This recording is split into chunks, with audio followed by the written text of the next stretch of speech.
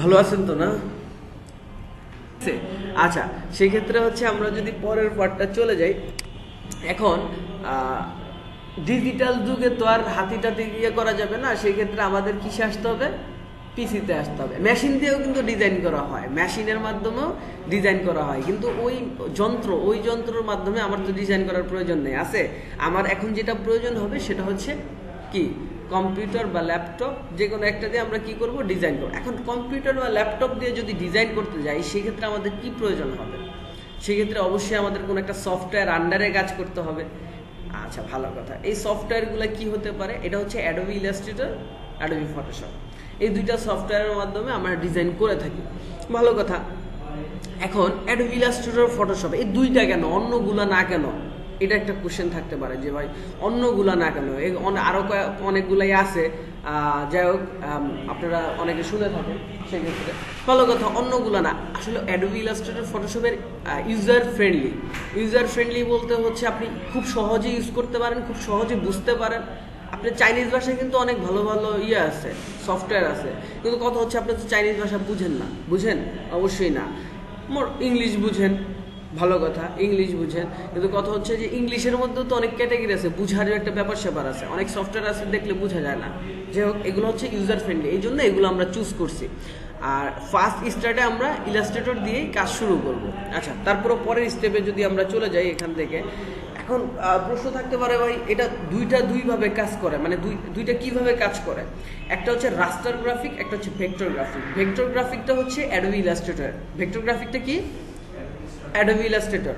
আর হচ্ছে রাস্টার গ্রাফিকটা হচ্ছে Adobe Photoshop. ফটোশপটা রাস্টার graphic. এখন বলতে পারেন যে ভাই এখানে দুইটা ইমেজ দেওয়া আছে, এইগুলোর মাধ্যমে কি বোঝাচ্ছে?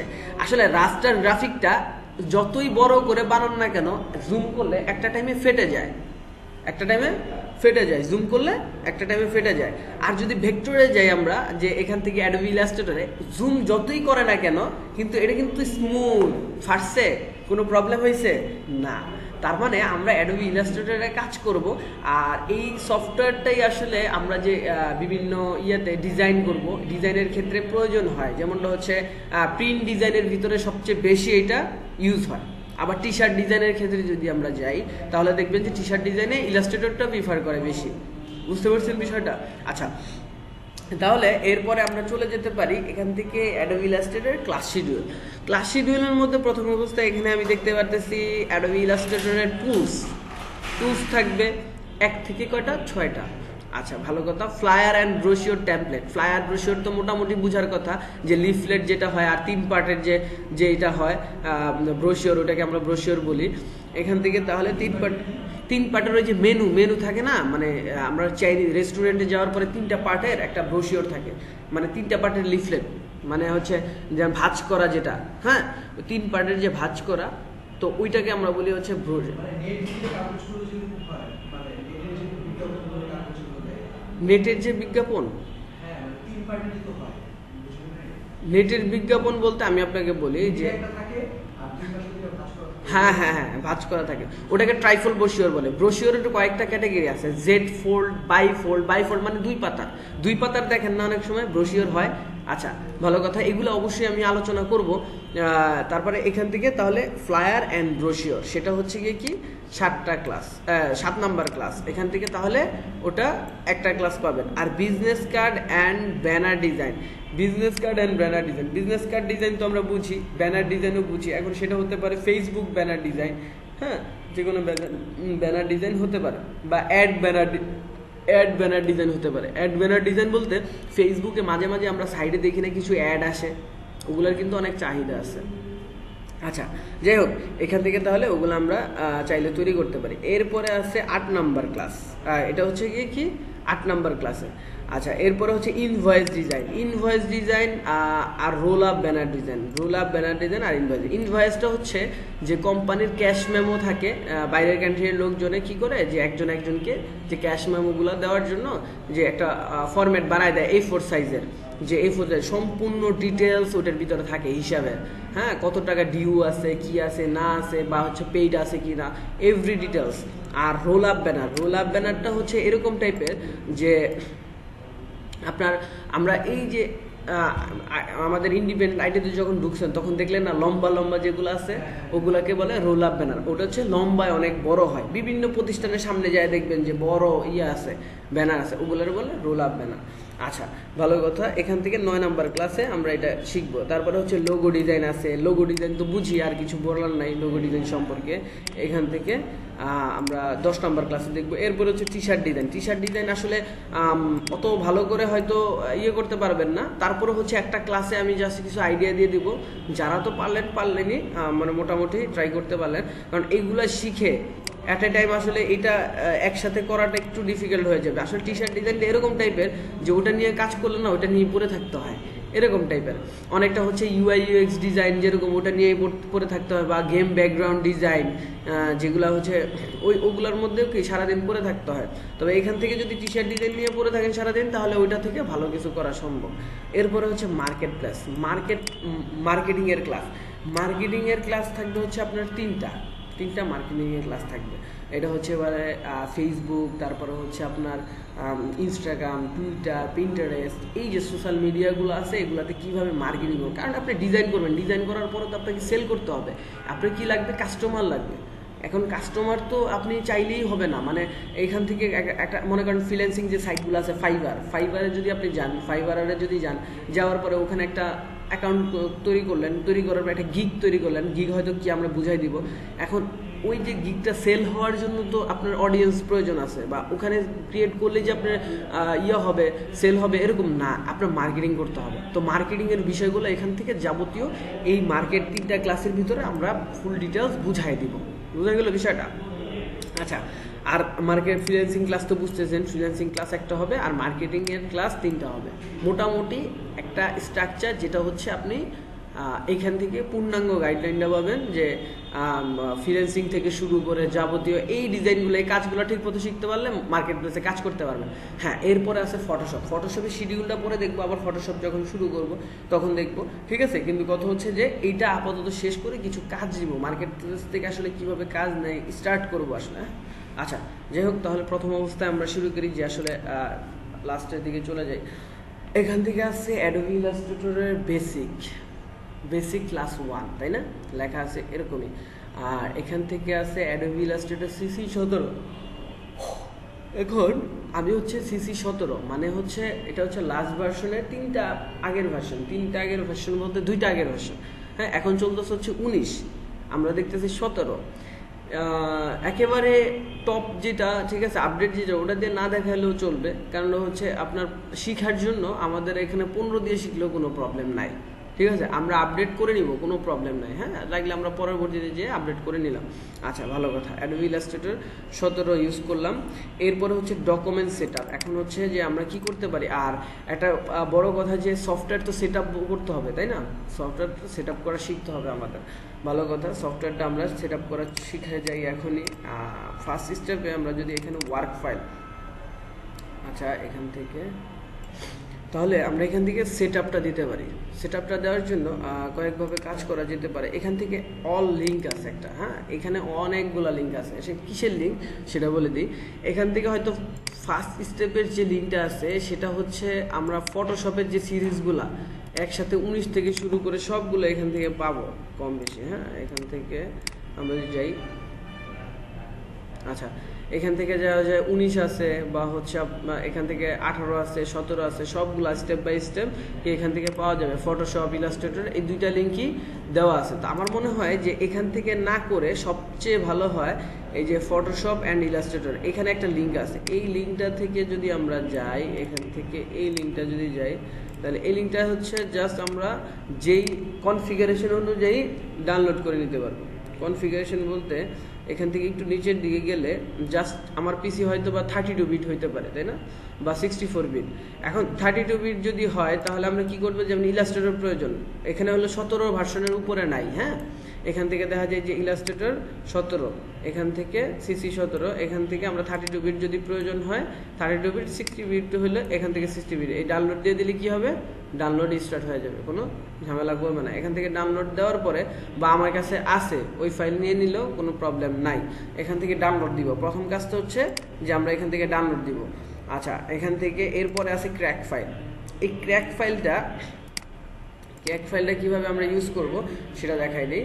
এখান থেকে যদি আমরা যাই যে জাস্ট এখান থেকে কি করতে পারি, ডাউনলোড দিতে পারি, এখান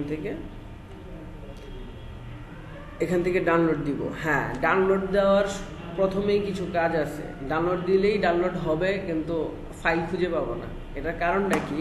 কারণটা হচ্ছে আমাদের যদি পিসিতে উইন্ডোজ ডিফেন্ডার নামে যে ভাইরাস প্রোটেকশন সফটওয়্যারটা আছে, অ্যান্টিভাইরাসটা আছে, সেটা হচ্ছে ওপেন থাকলে আমাদের আর এই ইয়েটা কাজ করবে না, ঠিক আছে? আচ্ছা, এখান থেকে আমরা একটা কাজ করতে পারি, সেটিংসে যেতে পারি। সেটিংসে যে যারা উইন্ডোজ 10 ইউজ করি তাদের এই প্রবলেমটা হবে। এরপরে হচ্ছে আপডেট অ্যান্ড সিকিউরিটি যে এই যে উইন্ডোজ ডিফেন্ডার, এখান থেকে উইন্ডোজ ডিফেন্ডারে ক্লিক করব। তারপরে হচ্ছে এই যে এখান থেকে আমরা কি করতে পারি, অফ করে দিতে পারি, ঠিক আছে? রিয়েল টাইম প্রোটেকশন এটা কি করতে পারি, অফ করে দিতে পারি। এই যে অফ করে দিলে এরপরে যে আমি এখন কাজ করতে পারবো, এর আগে আমি কাজ করতে পারবো না, আমার ফাইলটা নষ্ট করে ফেলবে, বারবার ফাইলটা নষ্ট করে ফেলবে। এখন 17 তো আমি ডাউনলোড দিলাম, ইনস্টল দিলাম, ইনস্টল দেওয়ার পরে তো আমার অবশ্যই ইয়ে করতে হবে, তাই না, যে সেটআপটা কমপ্লিট করতে হবে, এখানে ক্র্যাক করতে হবে। ক্র্যাক না করলে তো পরে আবার ট্রায়াল ভার্সন চলে আসবে, বিষয়টা এরকম না? আচ্ছা, এই জন্য আমাদের কি করতে হবে, এখান থেকে এইভাবে করতে হবে। এটা না, 7 এর সমস্যা হয় না। এখান থেকে তাহলে এটা কেটে দিলাম, জাস্ট এটা আমি জাস্ট লিঙ্ক দিয়ে দিলাম আমি। হ্যাঁ, এগুলো দেখাই দিচ্ছি, জাস্ট সব লিঙ্ক করা আছে, আপনাদের প্রয়োজন অনুযায়ী আপনারা করবেন। মনে করেন এই সফটওয়্যারটা ক্র্যাকটা আপনার ডাউনলোড হয়ে গেছে, এইবার কি করবেন? প্রথম কাজটা হবে আপনার নেটটা অফ করা। এখান থেকে নেটটা অফ করে দিলাম। হ্যাঁ, এখান থেকে আবার সরাসরি কিছু আছে, ফাইল আছে যেগুলো হচ্ছে নেট করা লাগে না, বা হচ্ছে আপনার ক্র্যাক ফাইল ডাউনলোড করার সময় ভাইরাসে কোনো সমস্যা করে না, এরকম কিছু ফাইল আছে। সেটা হচ্ছে নির্দিষ্ট একটার জন্য। আর এখানে আমাদের এখানে যে সফটওয়্যারটা আছে, এই যে এখান থেকে যেটা ডাউনলোড দিলে পাবেন, এই যে প্যাচ ফাইল, এখান থেকে যদি যান প্যাচ ফাইল, এটাকে এক্সট্রাক্ট করে নেবেন। এক্সট্রাক্ট করার জন্য এই যে এখান থেকে আনজিপ করবেন কেমনে সেটা তো আর বলার প্রয়োজন নাই, তাই না? হ্যাঁ, উইন্ডার ডাউনলোড করে নিতে হবে। এরপরে হচ্ছে এক্সট্রাক্ট করে নেবেন, এক্সট্রাক্ট করলে এরকম ফাইল আসবে। এবার আমরা এখান থেকে যাওয়ার পরে এই যে দেখেন, এটা কিন্তু নষ্ট হয়ে গেছে ফাইল, এই ফাইলটা নষ্ট হয়ে গেছে, এটাকে আমি ডিলিট করে দিব। ডিলিট করে দিয়ে ওই যে যখন ভাইরাসটা প্রোটেকশনটা শুরু হয়ে গেছে তখন এটাকে নষ্ট করে ফেলছে। এবার আমরা কি করতে পারি, এটাকে এক্সট্রাক্ট করে নিতে পারি। এক্সট্রাক্ট হয়ে গেছে। এবার আমরা এখান থেকে যাই, এবার দেখছেন এখানে প্যাচ চলে আসছে। এখান থেকে আমরা ডাবল ক্লিক করলে ইয়েস। আচ্ছা, এখান থেকে আমরা মিউজিকটা একটু অফ করে নেই। এখান থেকে প্রথমে অ্যাডোবি অ্যাক্রোবেট ডিসিতে চলে যাব। এরপরে আমরা নিচের দিকে যাওয়ার পরে এখান থেকে আমাদের দরকার কোনটা, অ্যাডোবি ইলাস্ট্রেটর, তাই না? Illustrator CC 17। এখন সিসি 17 দিয়ে কিন্তু সিসি 18ও হয়। 17, 18, সিসি 17 দিয়ে দিবেন, কোনো প্রবলেম হবে না, ট্র্যাক হয়ে যাবে। এখান থেকে এটা ক্লিক করবেন। ক্লিক করার পরে এখন ইনস্টল হওয়ার পরে এখান থেকে আমরা ডেস্কটপে চলে যাব। ডেস্কটপে চলে যাওয়ার পরে এখান থেকে আমরা কি করব, এখান থেকে আমরা ডেস্কটপে যাওয়ার পরে সি ড্রাইভে যাব, দা পিসিতে যাওয়ার পরে এখান থেকে দা পিসিতে যে এখান থেকে সি ড্রাইভে যাব। সি ড্রাইভে যে আমাদের প্রোগ্রাম ফাইলে যাওয়ার পরে এখান থেকে হচ্ছে অ্যাডোবি, মানে অ্যাডোবির সফটওয়্যারগুলো তো অ্যাডোবির ভিতরেই হবে সেটআপ, তাই না? এখান থেকে অ্যাডোবির পরে এই যে অ্যাডোবি ইলাস্ট্রেটর 17, এখান থেকে জাস্ট ডাবল ক্লিক করলাম। এখানে সাপোর্ট ফাইল, এখানে কন্টেন্টস, এখানে উইন্ডোজ, এরপরে হচ্ছে নিচে এটা ডাবল ক্লিক ওপেন করলেই কাজ শেষ, আর কিছু করা লাগবে না। হ্যাঁ, এখন যদি ফটোশপের বেলায় করেন, ফটোশপটা করেন, এখান থেকে ফটোশপ করলে আবার এই যে এরকম অ্যাডোবিতে যাবেন, প্রোগ্রাম ফাইলে যে অ্যাডোবিতে যাবেন, যে জাস্ট এই যে এটা কিন্তু অ্যাডোবি ফটোশপ, এখানে ডাবল ক্লিক করবেন। এই যে নিচে দেখছেন এটা আছে, এখানে কিন্তু কোনো নাই, সাপোর্ট ফাইল অন্য কিছু নাই, জাস্ট হচ্ছে এই যে লাস্টেরটা দিয়ে দিলেই ফটোশপ হয়ে যাবে। মানে ফটোশপ ইলাস্ট্রেটর কিন্তু একরকম না, কিন্তু এক জায়গা থেকেই জাস্ট হচ্ছে এটা ফটোশপটা জাস্ট ঢুকলেই পাবেন, আর ইলাস্ট্রেটরটা একটু ভেতরে যেতে হবে। আর যদি কষ্ট হয় এই টিউটোরিয়ালটা দেখে নেবেন, আর যদি এই টিউটোরিয়ালটা দেখতে কষ্ট হয় আরও ছোট কিছু টিউটোরিয়াল আমি দিয়ে দিব এখানে। এই যে এখানে কিছু ছোট টিউটোরিয়াল দেওয়া আছে ফোল্ডারের ভিতরে, এখান থেকে কিছু ছোট দেওয়া আছে। প্যাচটা ইনস্টল করবো হচ্ছে ক্র্যাক করার জন্য, মানে হচ্ছে যেন লাইফ টাইম আমি ইউজ করতে পারি। লাইফ টাইম বলতে কি, পিসি সেট আপ দিলে আবার দেওয়া লাগবে। হ্যাঁ, ভার্সনটা তো ট্রায়াল, তাই না? ট্রায়াল ভার্সন পাবো, ট্রায়ালটারে আমি ফুলভাবে ইউজ করার জন্য সব সময়। হ্যাঁ হ্যাঁ হ্যাঁ, পেজ ছাড়াই ফুল ভার্সনটা পাচ্ছি। আচ্ছা, এখান থেকে এরপরে হচ্ছে আমি তো সেট আপ দিব, তাই না? সেট আপ দেওয়ার সময় এটা তো করলাম, এটা তো ক্র্যাক করলাম। আর সেট আপ দেওয়ার সময় তো কিছু ঝামেলা হতে পারে। সেট আপ দেওয়ার সময় কী ঝামেলা হতে পারে, এখান থেকে আমি যখন যে ফাইলটা ডাউনলোড করলাম ওই ফাইলটা, বা হচ্ছে এখানে আরেকটা ফাইল আছে, এখান থেকে আমরা যদি যাই এই যে ক্র্যাক ফাইলের ভিতরে আরেকটা, এই এখান থেকে এই যে এই লিঙ্কটা আছে, এই লিঙ্কটা হচ্ছে 2018, হ্যাঁ, CC 18। এখান থেকে দেখেন লাস্টে, একদম লাস্টে লেখা আছে কি আছে, আচ্ছা এই যে ইলাস্ট্রেটর, অ্যাডোবি ইলাস্ট্রেটর CC 18 এটা দেওয়া আছে। আর এখান থেকে পরের যেটা, সেটা হচ্ছে ভিডিও আছে। এই ভিডিওটা ইলাস্ট্রেটর CC ডাউনলোড করা মানে ইনস্টল করার যে ভিডিওটা, এই ভিডিওটা এই লিঙ্কে দেওয়া আছে। মোটামুটি সবগুলা লিঙ্ক করা আছে, আপনারা জাস্ট হচ্ছে ইয়ে করবেন। এরপর আছে লাইট শট, তাই না? আচ্ছা, লাইট শটে আসার আগে একটা কাজ করি, আমরা ইয়ে করে নিই আগে, হ্যাঁ, এখান থেকে দেখে নিই সেট আপটা করার সময় কি প্রবলেম হতে পারে, প্রথম অবস্থায় কিভাবে আমরা সেট আপ দিই আসলে, হ্যাঁ, সেই জিনিসটা হয়তো দেখা যেতে পারে। এখান থেকে আমরা জাস্ট সফটওয়্যারটা এখান থেকে ইনস্টল করব। ইনস্টল করার পরে আপনার, আচ্ছা এখান থেকে সেট আপ দিই, আচ্ছা ওখানে সেট আপ ফাইলের ভিতরে জাস্ট ডাবল ক্লিক করলে, যেমনটা হচ্ছে এখান থেকে যদি আমরা একটা সফটওয়্যারে যাই, যে কোনো একটা সফটওয়্যারে যেতে পারি, এখান থেকে সাপোজ দ্যাট আমরা একটা ভিডিওতে যাই, সফটওয়্যার ইলাস্ট্রেটর, বা হচ্ছে এখান থেকে কিসে যেতে পারি, জাস্ট 64 বিট, বা হচ্ছে আমরা আচ্ছা 17টাই যাই। যাওয়ার পরে এই যে সেট আপ ফাইলে ডাবল ক্লিক করার পরে আমাদের এরকমটা চলে আসবে। এখান থেকে জাস্ট হচ্ছে, আচ্ছা এটা কেটে দিই, এখান থেকে এরকম চলে আসবে। এরকম চলে আসার পরে এই যে ইনস্টল শুরু হয়ে গেছে, তাই না? একটু পরে ইনস্টল শুরু হয়ে যাবে। ইনস্টল শুরু হয়ে যাওয়ার পরে এরপরে যেটা হবে, এরপরে হচ্ছে আমরা 5 নম্বরে যাই, 5 নম্বর স্ক্রিনশটে যাই, এরকম বাফার হতে থাকবে। এরপরে হচ্ছে এরকম আসলে আমরা এখানে কি দিব, সাইন ইন লেটার। আমরা আবার সাইন ইন দিব না, সাইন ইন লেটার দিব। সাইন ইন লেটার দেওয়ার পরে এখানে স্টার্ট ট্রায়াল দিব। স্টার্ট ট্রায়াল দিলে আমাদের কাজ শেষ, ঠিক আছে? স্টার্ট ট্রায়াল মানে আমাদের ট্রায়াল ভার্সনটাই দরকার, তাই না? ট্রায়াল ভার্সনটা করার পরে তারপরে হচ্ছে আমরা ক্র্যাকটা করে নিব। বুঝা গেল বিষয়টা? আচ্ছা, ভালো কথা। তাহলে আমরা হ্যাঁ হ্যাঁ, ইনস্টল দিতে হবে। ইনস্টল এইভাবে দিব, ইনস্টলের যদি প্রবলেম হয় এইভাবে করবো আসলে। এরপরও যদি কখনো প্রবলেম হয় যে ভাই তাও হচ্ছে না, একটা ঝামেলা করতেছে, সেক্ষেত্রে আবার আমাদের কিছু ঝামেলা পোহাতে হয়। কি ঝামেলা পোহাতে হয়? সেক্ষেত্রে হচ্ছে বা আপনি যদি 19 ইউজ করতে চান, সেক্ষেত্রে কি করা যেতে পারে, এখান থেকে আমাদের প্রথম অবস্থায় এই যে ক্রিয়েটিভ ক্লাউড সেট আপ, এটা ইনস্টল দিতে হবে।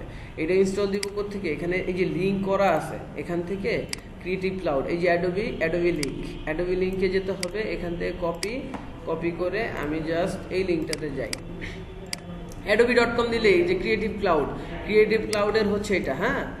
আমরা এখান থেকে ক্রিয়েটিভ ক্লাউডে চলে যাব, ডাউনলোড লিঙ্কটা দিয়ে দিচ্ছি, একটু হয়তো টাইম লাগতেছে আসতে, নেট পরে কানেক্ট হয়ে গেছে, অটোমেটিক কানেক্ট হয়ে গেছে মনে হয়।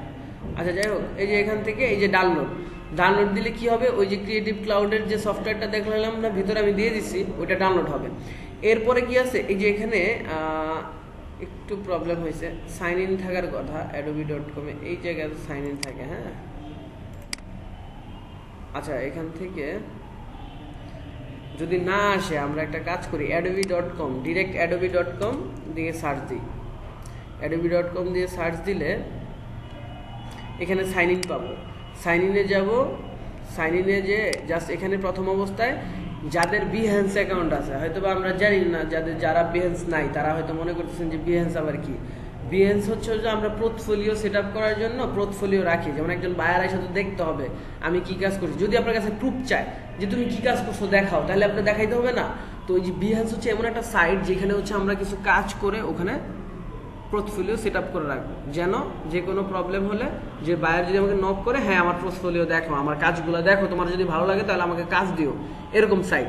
এখন ওইটার যদি ইমেল অ্যাড্রেস পাসওয়ার্ড থাকে তাহলে এখান থেকে পাসওয়ার্ড দিলেই হয়ে যাবে, বা এখান থেকে আমরা যদি তাহলে আর লাগবে না, হ্যাঁ তাহলে আর লাগবে না। আর যদি মনে হয় যে না আমাদের আইডি নাই, আইডি ক্রিয়েট করতে হবে, তাহলে এখানে যাবো, এই যে ওপেন নিউ ট্যাব, এখান থেকে গেট অ্যান অ্যাডোবি আইডি, এই আইডিতে যাব।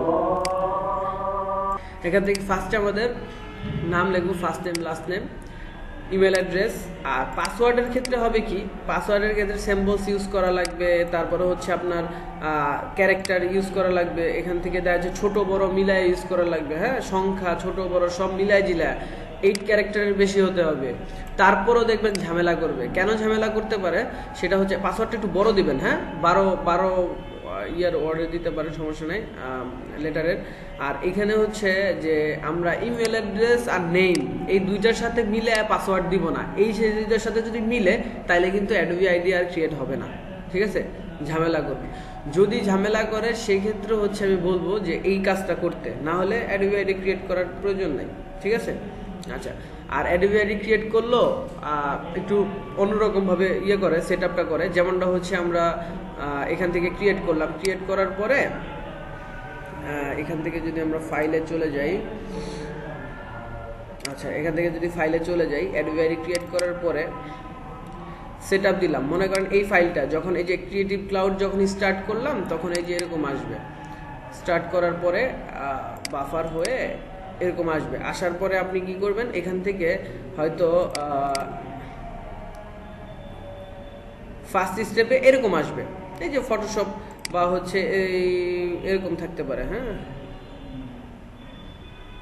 আচ্ছা প্রথম অবস্থায় এইরকম থাকবে, এইরকম থাকলে কি হবে দেখেন, ইলাস্ট্রেটরটা কিন্তু নিচে আর লেখা আছে কি ট্রাই লেখা আছে না, ট্রাই লেখা আছে। আর এখান থেকে যদি ট্রাই থাকে, জাস্ট এইখানে একটা অ্যারো চিহ্ন আছে, এখানে জাস্ট ক্লিক করে দিলে, ক্লিক করে ইনস্টল দিলে, জাস্ট ক্লিক করে ইনস্টল দিলে কি হবে, এর পরের স্টেপে চলে আসবে, পরের স্টেপে এসে এখানে কি আছে ওয়েটিং, তার মানে হচ্ছে এখানে ডাউনলোড হচ্ছে, ডাউনলোড আর ইনস্টল একসাথে, ডাউনলোড আর ইনস্টল একসাথে হবে। একসাথে হওয়ার পরে এরপরে যদি আমরা যাই, এরপরে যে দেখবো যে এখান থেকে দেখেন স্টার্ট ট্রায়াল, 7 দিনের ট্রায়াল ভার্সন কিন্তু এখন রেডি হয়ে গেছে, জাস্ট এখানে যদি ক্লিক করি সফটওয়্যার রান হয়ে যাবে। বা এখান থেকে যদি আমরা যাই যে জাস্ট এখান থেকে ক্লিক করলে এখান থেকে রান করতে পারবো, মানে এখানে আর ইনস্টল দেওয়া লাগবে না, এটাই ইনস্টল, এটাই সব কিছু। আর এই ফটোশপ দেখা যায় যে আপডেট লেখা আছে, তার মানে এটা হচ্ছে আগের ভার্সন ইউজ করা আছে, এখন আপনার কাছে আপডেট চাচ্ছে, তার মানে আপনার পিসিতে একটা আছে, এই জন্য এটা চাচ্ছে, বুঝতে পারছেন বিষয়টা। তাহলে আপনার পিসিতে যদি ইলাস্ট্রেটর থাকে তাহলে এখানে কি লেখা উঠবে, আপডেট থাকবে, আপডেট লেখা থাকবে।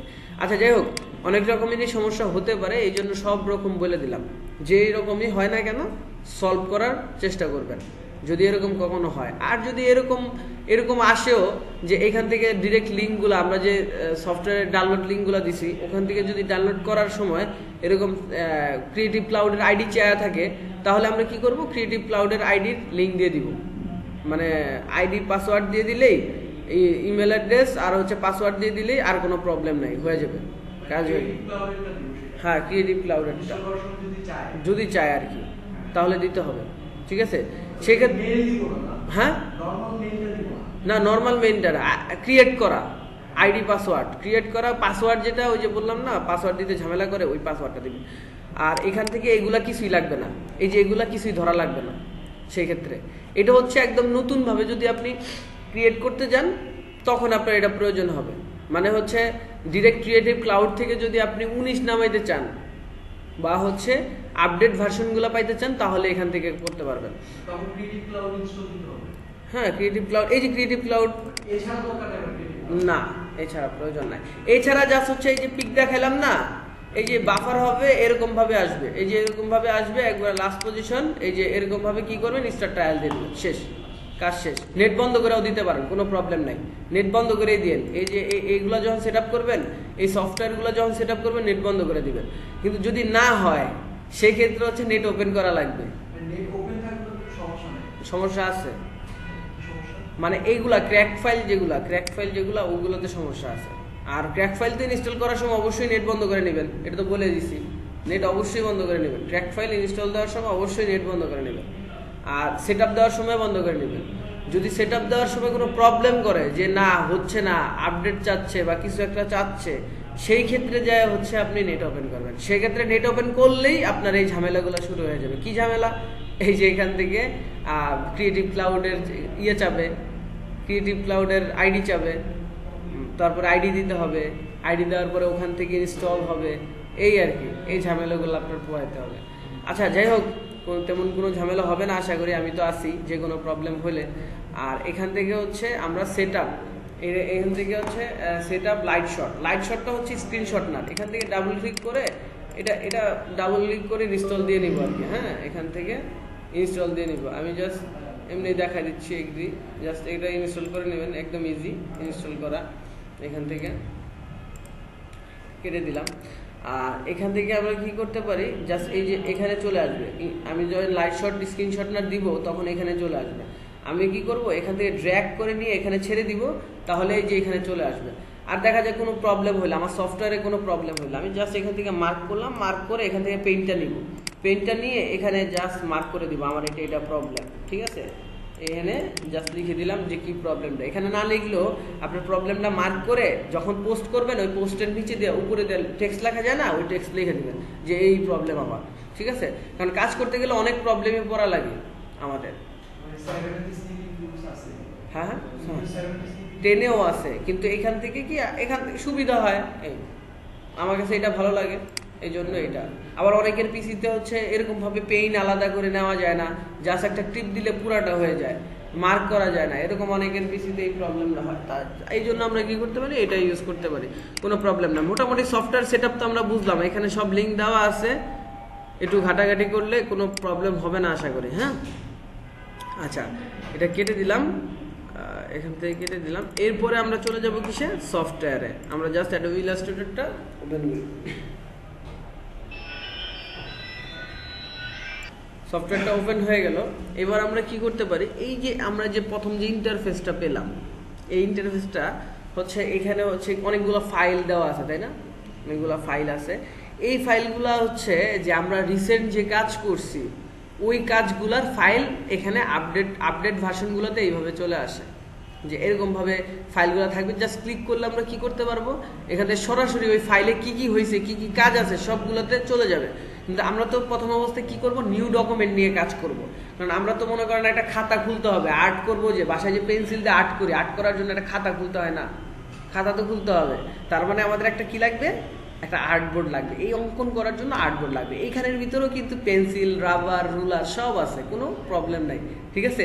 যা হচ্ছে বাসায় যেরকম আঁকতাম হয়তো বা ওরকম না, কিন্তু এখানে আমরা পিসিতেই সফটওয়্যারে আর্ট করব। এখান থেকে নিউতে ক্লিক করতে পারি, বা নিউতে ক্লিক না করলেও চলবে। এখান থেকে যদি আমরা এই যে ফাইলে যাই, ফাইলে যেও নিউতে ক্লিক করতে পারি। আর এটা শর্টকাট কি হবে, Ctrl+N। আর আমার কাছে আসছেন যারা মোটামুটি মনে করেন এখন প্রথম ক্লাস থেকে একটু শর্টকাটের অত্যাচার শুরু হয়ে যাবে। শর্টকাটের অত্যাচার মানে হচ্ছে আমার ক্লাসের প্রথম অবস্থায় শর্টকাট শিখতে হয়। তার মানে প্রথম যে ওপেন করলাম এই প্রথম কাজটাই হচ্ছে কি শর্টকাটে শিখবো, Ctrl+N, একটা নিউ ডকুমেন্ট। আচ্ছা, এখান থেকে আমরা কি করব, যে কোনো একটা সাইজ আমরা নিতে পারি। এখন কথা হচ্ছে এখানে অনেকগুলো সাইজ আছে, কি আছে না আছে দেখবো। এখান থেকে রিসেন্ট ফাইল, আমরা রিসেন্ট যে ফাইলগুলো নিয়ে কাজ করছি ওই ফাইলগুলো এখানে আছে।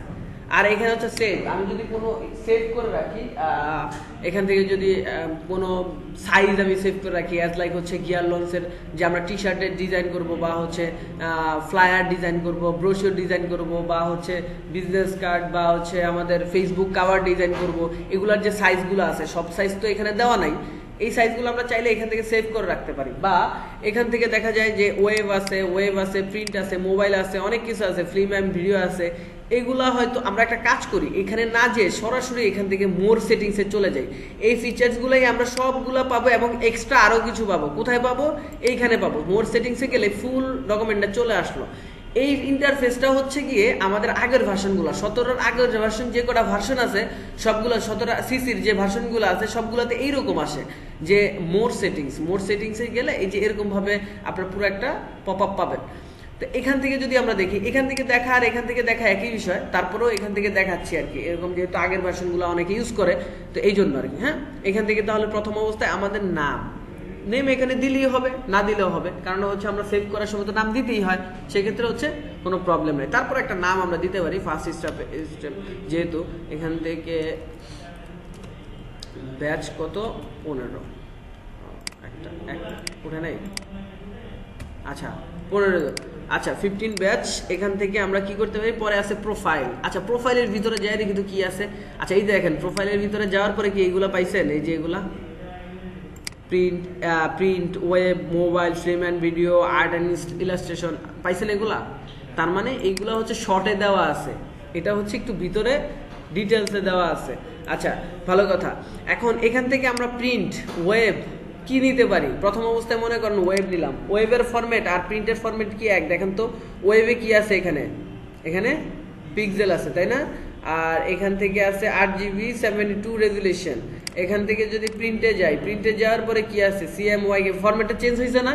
আচ্ছা এইবার আসি একটা স্টেপ বাই স্টেপ আমরা কি কাজ করতে পারি। প্রিন্ট, আচ্ছা নাম্বার অফ আর্টবোর্ড, আর্টবোর্ডটা পরে আসি। আমরা এখান থেকে একটা সাইজ নিতে পারি, এখান থেকে সাইজের ভিতরে যদি যাই A4, লিগেল, ট্যাবলয়েড, A3, মানে এগুলা কিন্তু মোটামুটি আমরা পরিচিত, এই সাইজগুলোর সাথে পরিচিত না আমরা, যে এখান থেকে দোকানে গেলেই কিন্তু আমাদের বলে যে কোন সাইজে প্রিন্ট করাবেন, স্বাভাবিক, এই জন্য আমাদের এগুলো মুখস্থ হয়েই গেছে একরকম।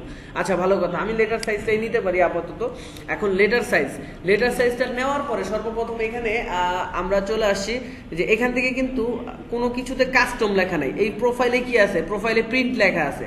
এখানে জাস্ট আমি যদি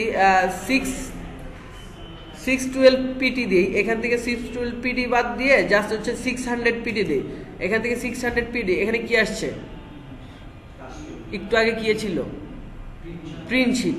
তাহলে আসলে আমরা যাই এখানে হাত দিব না কেন সেটা কাস্টম হয়ে যাবে, কারণ সেটা ভয় পাওয়ার কিছু নাই।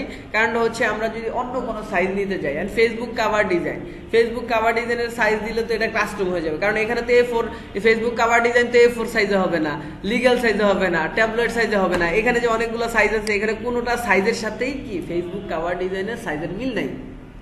বুঝা গেল বিষয়টা। তার মানে আমার এখানে কাস্টম ইউজ করতেই হবে, তার মানে আমরা যাই ইউজ করবো এখানে সব কাস্টম হয়ে যাবে। ভালো কথা, আমি এখান থেকে আবার ইয়েতেই থাকি, এখান থেকে আবার প্রিন্টেই যাই, সমস্যা নেই। আচ্ছা এরপর আসলে ইউনিট জিনিসটা কি, ইউনিট হচ্ছে মাপের একক। এখন মাপের এককটা কি, এখানে যদি আমরা যাই, এখানে পয়েন্ট আছে, পাইকাস আছে, ইঞ্চিজ আছে, মিলিমিটার, সেন্টিমিটার, পিক্সেলস, এগুলো সব হচ্ছে মাপের একক। এখন এই মাপগুলো কিরকম হতে পারে, এটা হচ্ছে দেখা যায় যে 8 পিচ হতে পারে। যেমন হচ্ছে এখান থেকে আমরা যদি পিক্সেল নিই, পিক্সেলের মাপ হচ্ছে কি 612 লেটার সাইজ, হ্যাঁ লেটার সাইজের 612 বাই 792। কিন্তু এখান থেকে যদি আমি ইঞ্চ নিই 8.5 বাই 11 ইঞ্চ, হ্যাঁ কোনো প্রবলেম আছে, একই জিনিস না। আমরা সংখ্যায় একটু অদরবদল, যেমনটা হচ্ছে শের আর কেজির মাপে যদি শের দিয়ে দেন সমস্যা আছে, মানে শেরের থেকে একটু বাড়ায় তো কেজি হয় তাই না, মানে কেজির মাপটা একটু মনে হয় বেশি তাই না, কেজির মাপ বেশি না, শেরের মাপ কম না, কেজির মাপ বেশি না, তো শেরের থেকে একটু বাড়াই দিয়ে যদি কেজি সমান করে দিই কোনো সমস্যা আছে, বুঝছেন কথাটা আমার? না এক না, হ্যাঁ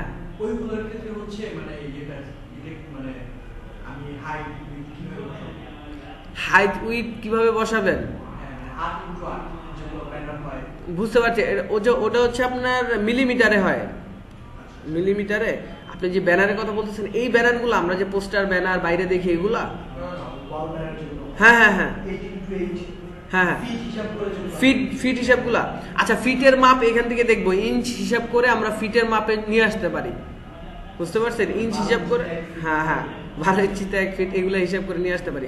আপাতত আমরা বুঝি যে মাপের একক মানে এগুলো হচ্ছে, এগুলো দিয়ে আমরা কি করতে পারি, যে মাপ করতে পারি। যেমনটা হচ্ছে আমাদের বায়ার বলতে পারে যে আপনি ইঞ্চে এত ইঞ্চিতে ইয়ে করবেন, বা আমরা দেখা যায় যে ফ্লায়ার ডিজাইনের ক্ষেত্রে এই যে মিলিমিটার নিয়ে থাকি, যেমন হচ্ছে মিলিমিটারে যদি যাই, এই যে এই মাপটার বা A4 সাইজের যদি মিলিমিটারে যাই, দেখেন 210 বাই 297, ঠিক আছে। এটা হচ্ছে উইথ, আর এটা হচ্ছে কি হাইট, একটা হচ্ছে উইথ পাশে কত, পাশে হচ্ছে 210। আচ্ছা ভালো কথা, এখান থেকে আমি জাস্ট এখান থেকে ইঞ্চটা রাখতে পারি প্রথম অবস্থায়। এখন আমরা যে সাইজটা রাখছি এখান থেকে লেটার সাইজে যে সাইজটা রাখছি, এই সাইজটা কি আছে, উইথে বেশি না হাইটে বেশি? দেখেন তো, হাইটে বেশি, হাইট বেশি, উইথ কম। এখন আমার যদি প্রয়োজন হয় যে না এই সাইজটাই আমি কি করব, ঘুরাই দিব, আমি 11/8.5 দিব। সেই ক্ষেত্রে হচ্ছে এখান থেকে দেখেন ওরিয়েন্টেশন আছে, ওরিয়েন্টেশন হচ্ছে দুইটা, একটা হচ্ছে পোর্ট্রেট আর একটা হচ্ছে ল্যান্ডস্কেপ। পোর্ট্রেট হচ্ছে লম্বা, ল্যান্ডস্কেপ হচ্ছে কি পাশে। আচ্ছা হ্যাঁ, সেক্ষেত্রে আমরা কি করতে পারি, এখান থেকে জাস্ট আমরা যদি ল্যান্ডস্কেপে একটা ক্লিক করি তাহলে কি হয়ে গেছে, চেঞ্জ হয়ে গেছে, দেখছেন 11/8.5 হয়ে গেছে। তার মানে ওরিয়েন্টেশনটা আমাদের খুব প্রয়োজন যে কোনো সময় হচ্ছে আমাদের চেঞ্জ করার জন্য। না হইলে আমার কি করতে হইতো, এই দুইটারে কেটে আমার এখানে 11 বসাইতে হইতো, আর এখানে হচ্ছে আমার কি 8.5 কেটে বসাইতে হইতো। এটা ঝামেলা না, জাস্ট একটা ক্লিকের মাধ্যমে যদি আমি চেঞ্জ করে দিতে পারি তাহলে তার কোনো ঝামেলা নেই, উইডথটা হাইটে চলে যাবে। জাস্ট এখান থেকে একটা ক্লিক করব, আমরা ল্যান্ডস্কেপে ক্লিক করব, ল্যান্ডস্কেপ থাকলে পোর্ট্রেটে ক্লিক করব, ঠিক আছে এখান থেকে। আর ব্লিড অপশনটা একটু পরে আসি, এখান থেকে আমি কালার মোডে চলে যাই। কালার মোডটা কি, কালার মোড যদি আমি বলি, এখানে আছে CMYK আর নিচে আছে কি RGB, দুইটা কালার মোড আছে। এটা হচ্ছে কালারের সূত্র, কালারের সূত্র যদি বলি, এখানে CMYK এর মিনিংটা হচ্ছে সায়ান, মেজেন্টা, ইয়েলো, ব্ল্যাক। হ্যাঁ, সায়ান, মেজেন্টা, ইয়েলো, ব্ল্যাক, এটা হচ্ছে কালারের সূত্র। কে ফর ব্ল্যাক, আসলে কে ফর ব্ল্যাক বলতে কি আমি আপনাদের বলি, কে মানে কি, কে এর মিনিং হচ্ছে কি, কি অর্থ চাবি, কির মিনিংটা হচ্ছে চাবি। এখন কিবোর্ডের চাবি আছে না, এই কিবোর্ড, কিবোর্ড তার মানে কিবোর্ডের চাবি, বুঝতে পারছেন বিষয়টা? তো এটা হচ্ছে কি, এই কিটাই আমাদের কিবোর্ডের কি, বুঝতে পারছেন? আচ্ছা, আর এটা হচ্ছে এই কির মিনিংটা হচ্ছে যেহেতু চাবি, চাবির যদি একটা রং থাকে রেড, তাহলে কি হবে, সব রেড হবে। মনে করেন সব কালার আছে, আমার কাছে একটা চাবি আছে যেটা দিলে সব চেঞ্জ হয়ে যাবে, মনে করেন ওই যে চেঞ্জ হবে, চেঞ্জের কালার তো থাকবে একটা, ওইটার কালার হচ্ছে ব্ল্যাক, তার মানে কে ফর ব্ল্যাক, বুঝা গেল সেটা? যদিও ব্ল্যাক না, কে ফর ব্ল্যাক, বুঝতে পারছেন? এই যে এখান থেকে তাহলে CMYK, cyan, magenta, yellow, black. আচ্ছা, এখান থেকে আর এখানে এরপরে হচ্ছে কি RGB, রেড, গ্রিন, ব্লু। আচ্ছা, এখন বলতে পারেন যে ভাই রেড, গ্রিন, ব্লু এখানে আছে তিনটা কালার আমাদের বহুতগুলো আছে, তিনটা কালার দিয়ে আমরা কি করব? এটা হচ্ছে কালারের কি সূত্র, A+B² দিয়ে যেরকম আমরা অঙ্ক করি সেরকমটা হচ্ছে যে কালারের সূত্র। এটা দিয়ে আমরা কালার বানাবো, মিক্স করব, বানাবো, মানে নতুন নতুন কালার এখান থেকে বাইর হবে, কোনো প্রবলেম নাই, মিক্স করে করে তৈরি করা যাবে। আচ্ছা, ভালো কথা। এখন কালার মধ্যে দুইটা, কেন দুইটা, কি করব? দুইটার সাথে কিছু পার্থক্য আছে। যেমন আমরা যদি সাপোজ প্রিন্ট মিডিয়ার জন্য কাজ করি, প্রিন্ট মিডিয়া কাকে বলে? প্রিন্ট মিডিয়া হচ্ছে হলো গিয়ে আমরা যা প্রেসে যাই। আচ্ছা, বিজনেস কার্ড কি করবেন আপনি? বিজনেস কার্ড যে বানাবেন, বিজনেস কার্ডটা তো আর অনলাইনে দেওয়ার জন্য না, বিজনেস কার্ডটা কি পকেটে রাখবেন? তার মানে প্রেসে যাইতে হবে। প্রেসে যাওয়ার জন্য অবশ্যই তাহলে আমাদের একটা ফরম্যাটে ওইটাকে ডিজাইন করতে হবে। ওই ডিজাইনটার জন্য হচ্ছে আমাদের লাগবে CMYK। যাবতীয় প্রিন্টের জন্য আমাদের কি লাগবে? CMYK। যাবতীয় প্রিন্ট হইতে পারে সেটা ব্রোশিওর, সেটা হইতে পারে সেটা আমাদের পোস্টার হইতে পারে, রোল আপ ব্যানার হইতে পারে, সবগুলাই CMYK তে যাবে।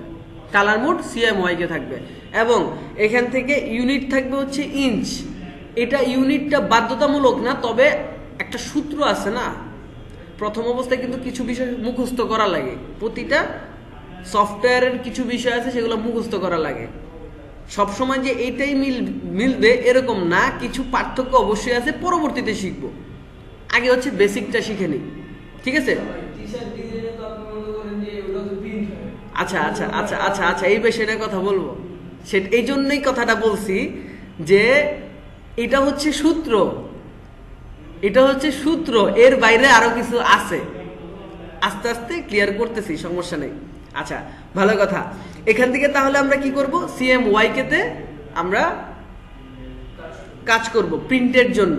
এবার ওয়েবের জন্য কি কাজ করব? এখন ওয়েবের জন্য ওয়েব কি, এখন একটা ফেসবুক কাভার ডিজাইন বানাবেন। ফেসবুক কাভার ডিজাইন কি আমরা প্রিন্ট করি? কি করি? ওয়েবে দেই, তাই না? ওয়েবে ছাড়া তো আর কোনো ওয়ে নাই, ওটা আমরা ওয়েবে দেওয়ার জন্য বানাইছি। তাহলে আমার RGB তে বানাইতে হবে, red green blue. Red green blue এই কালার যে মেথডটা আছে, এই মেথডটার কালারগুলো হচ্ছে একটু চকচকে ভাব, একটু সুন্দর হয়, গ্লেজি হয়। অ্যান্ড CMYK এর কালারটা হচ্ছে একটু ডিপ হয়, মানে হচ্ছে একটু অন্ধকার টাইপের হয়, ডার্ক, লাইট কম। বুঝে গেল? এখন কথা হচ্ছে যে বলতে পারেন যে ভাই আমারে বললেন যে RGB দিয়ে ওয়েবের কাজ করি, আবার হচ্ছে CMYK দিয়ে প্রিন্টের কাজ করি। আচ্ছা, ওয়েব দিয়ে যদি ওয়েবের RGB দিয়ে যদি প্রিন্ট করি তাহলে কি হইতে পারে? কোশ্চেন থাকতেই পারে, অসুবিধা কিছুই না, মনে মনে একটু থাকতেই পারে। আমি বলে দিলাম, সেক্ষেত্রে কিছু ভেজাল হয়ে যাবে। কি ভেজাল হয়ে যাবে? ভেজাল হবে এরকম, কালারগুলো একুরেট পাবেন না, কালারগুলো চেঞ্জ হয়ে যাবে কোনো না কোনোভাবে। দেখা যায় রেড কালার দিছি, রেডের ডার্ক চলে আসছে। ব্লু কালার দিছি, ব্লুর সাথে ইয়ে আছে না, একটা বাদামি কালার চলে আসে, ওই কালারটা চলে আসতে পারে, হয়ে যেতে পারে। কিন্তু এই জন্য আমরা কি করব না, প্রিন্টের জন্য কখনো ওয়েব এলিমেন্টের RGB নিব না। এখন বলতে পারেন যে ভাই যে CMYK দিয়ে আমি যদি RGBর জন্য করি বা হচ্ছে ওয়েবের জন্য যদি করি তাহলে কি কোনো প্রবলেম হবে? তাহলে কোনো প্রবলেম হবে না। কি প্রবলেম হবে সেটা বলে দিই। আপলোড দিতে পারবেন, কোনো প্রবলেম নাই, কিন্তু কালারের লাইটটা কম থাকবে। কালারের লাইটটা ওই যে বলছি প্রথমে, RGB কালারের লাইটগুলো কি একটু বেশি, চকচকে বেশি। যেমনটা হচ্ছে আমি যদি একটু বুঝাই, একটা রিয়েল, এটা একটা ফোন, একটা রিয়েল ফোন, এটা কিন্তু ডার্ক হইলেও এটা কিন্তু রিয়েল, এটা ফেক না। এটা যতটাই ভালো লাগবে, মানে এখন কথা হচ্ছে যে টিভি প্রোগ্রামে যেসব মোবাইলগুলো দেখায় একেবারে চকচক মনে হয় যে মানে একেবারে বাস্তব বাস্তব মনে হয় না? ওটা যতই বাস্তব দেখায়, যতই চকচকে হয়, এই হাতের মোবাইলের থেকেও কিন্তু ইয়েতে চকচক হয়, আপনার হচ্ছে টিভিটা চকচক বেশি হয়। কিন্তু ওইটা কি ওইটা রিয়েলের সাথে কি কোনোভাবে মিলবে? রিয়েলের যে কালারটা, ওইটার কালারের সাথে কিন্তু ওয়েবের কালার কখনোই মিলবে না। ওটার কালারটা চকচকে ভাব করা হয় এই জন্য যেন কি ওই জিনিসটা গ্লেজি হয়, মানে রিয়েল রিয়েল লাগে, বাস্তব বাস্তব লাগে। যতই বাস্তব বানাইতে চায়, বাস্তব তার সম্ভব না, রিয়েল প্রোডাক্টের মিলে না। এই তো একটা গুড পয়েন্ট, সিরিয়াস।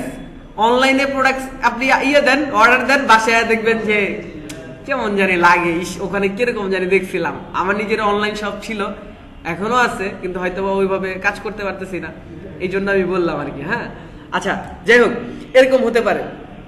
এখন টি শার্টের ক্ষেত্রে একটু চেঞ্জ আছে, হ্যাঁ, একটু চেঞ্জ আছে।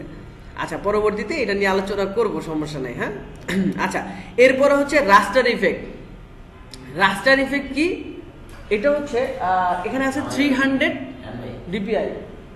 আচ্ছা, 300 এখানে কি PPI আছে। ফটোশপে গেলে আমরা DPI দেখতে পাই, DPI, ডিপ পার ইঞ্চ। আর PPI এখানে আছে কি PPI, পিক্সেল পার ইঞ্চ। DPI PPI একই জিনিস, কোনো মাথায় ঝামেলা করার কোনো দরকার নাই, ঠিক আছে, গ্যাঞ্জাম বাজানোর কোনো দরকার নেই, একই জিনিস। কিন্তু ওখানে DPI লেখছে, ফটোশপে, ইলাস্ট্রেটরে PPI আছে, পিক্সেল পার ইঞ্চ। মানে পার ইঞ্চিতে 72টা পিক্সেল থাকে, পার ইঞ্চিতে, পার ইঞ্চিতে। হ্যাঁ, একটা ইঞ্চ, 1 ইঞ্চের একটা বক্সের ভিতরে পিক্সেল থাকে অনেকগুলা, 72টা। পিক্সেলগুলো আমরা দেখবো পিক্সেল কিরকম হয়। এত পিক্সেল পিক্সেল শুনলাম, পিক্সেলগুলো দেখা উচিত, তাই না? এখান থেকে তাহলে আমরা একটা পিক্সেল নেব এখান থেকে। তাহলে এখান থেকে 300 PPI, 300 PPI কখন হবে? প্রিন্টের ক্ষেত্রে যদি আমরা যাই, এটার সাথে এটা রিলেটেড কি থাকবে জানেন? এখান থেকে মুখস্থ করতে হবে আপনাদের প্রথম অবস্থায়। ইঞ্চের সাথে যাবে হচ্ছে CMYK যদি প্রিন্টের ক্ষেত্রে যাই, আর এখানে 300 PPI। সূত্রটা মনে থাকবে। রাস্টার ইফেক্ট কি থাকবে? হ্যাঁ, পিক্সেলের ক্ষেত্রে এখানে হচ্ছে পিক্সেল। হ্যাঁ, এখানে পিক্সেল মানে হচ্ছে ওয়েবের জন্য, এখানে হচ্ছে পিক্সেল, আর এখানে থাকবে আরজিবি, আর এখান থেকে হবে কি 72 পিপিআই। বুঝা গেল? এটা কি মুখস্থ রাখতে হবে, একেবারে মুখস্থ। পরে কি কাজ করি না করি জানি না, তবে প্রিন্ট এলিমেন্টের কাজ যদি আমরা করতে যাই বা ওয়েব এলিমেন্টের যদি কাজ করতে যাই, সূত্র এটা, এর বাইরে সূত্র না, এটাই সূত্র। কিসে? আচ্ছা, সেটা তো মনে হয় একটু আগে বলছিলাম না, যে ওয়েবের ক্ষেত্রে যদি 300 পিপিআই নেই প্রবলেম হবে না, কিন্তু কালারের যে ওই যে একটা চকচক, এখানে হচ্ছে গিয়ে সিএমওয়াই এখানে 300 পিপিআই, হ্যাঁ কিছু প্রবলেম হবে, হ্যাঁ হ্যাঁ হ্যাঁ বুঝতে পারছি, এখান থেকে কিছু প্রবলেম হবে। ডিপিআই যদি আমরা বাড়াই দিই কিছু প্রবলেম হবে। যেমনটা হচ্ছে কি প্রবলেম হতে পারে, আমরা যখন ওয়েবে দিই, ওয়েবে দেওয়ার পরে কিছু কিছু জায়গায় রিকমেন্ডেড করেই রাখে যে এটা আরজিবি 72 পিপিআই দিতে হবে। আপনি ওয়েবের ইয়েতে যান, ফেসবুকের কাভার ব্যানার ডিজাইন করার জন্য কাভার ব্যানার লিখে সার্চ দিবেন, কাভার ব্যানার সাইজ বা হচ্ছে মেজারমেন্ট, এগুলো লিখে সার্চ দিলে নিচে দেখবেন চলে আসবে কি কি দিতে হবে, আপনার রিকোয়ারমেন্ট চলে আসবে যে 72, তারপরে হচ্ছে ইয়ে দিতে হবে, আরজিবি দিতে হবে, এটা লেখা থাকে। কালার মোড আরজিবি এসআরজিবি দিতে হবে, এখানে তো নাই। এখানে ফটোশপে আবার এসআরজিবিও আছে, মানে হচ্ছে ওটার তেমন কোনো প্রবলেম না, মাথার ভিতরে ঢুকানোর দরকার নেই, অটোমেটিক 72ই, কিন্তু 72-র ভিতরে আবার কালারের একটা প্রমিনেন্ট আছে, যেটা চাইলে ওইটাও চেঞ্জ করতে পারি, কিন্তু ওটা অটোমেটিক সিলেক্ট হয়ে যায়। আচ্ছা, যাই হোক, এখান থেকে তাহলে আমরা মোটামুটি সূত্রটা বুঝলাম যে আসলে কিভাবে হতে পারে। এরপরে কি আছে? ডিফল্ট। আচ্ছা, আর কিছু বাকি আছে, এখান থেকে কিছু কিছু বাকি রাখছি, তাই না? আচ্ছা, এখান থেকে আমরা ক্রিয়েটে চলে যাই। ক্রিয়েটে যাওয়ার পরে এখান থেকে আপাতত এতক্ষণ যে আমরা কথা বললাম, একটা ডকুমেন্ট তো দেখা দরকার। আর্টবোর্ডের জন্য সারাক্ষণ পার করে ফেলছে, আর্টবোর্ডের কথা বলতে বলতে আর্টবোর্ড না দেখলে হইব, একটা আর্টবোর্ড দেখে আসি যে আসে। আচ্ছা, এখান থেকে ক্রিয়েট ডকুমেন্ট, এখান থেকে ক্রিয়েট ডকুমেন্ট দিলাম, এই যে দেখেন আর্টবোর্ড চলে আসছে, তার মানে এটার ভিতরে এখন আর্ট আমি যাবতীয় যা আছে সব করতে পারবো, কোনো প্রবলেম নাই। ভালো কথা। এখান থেকে আমরা এটাকে একটু সাইডে রাখি, কিভাবে কি করলাম পরে দেখবো। আবার এখান থেকে যদি শর্টকাটে আমরা ডকুমেন্ট আনতে চাই তাহলে কি দিতে হবে? এই তো কন্ট্রোল এন, তাই না? এখান থেকে কন্ট্রোল এন দিলাম, চলে আসলো। এইবার যদি আমরা আবার এখান থেকে মোড সেটিংসে চলে যাই, প্রথম অবস্থায় কি আছে? Number of artboard.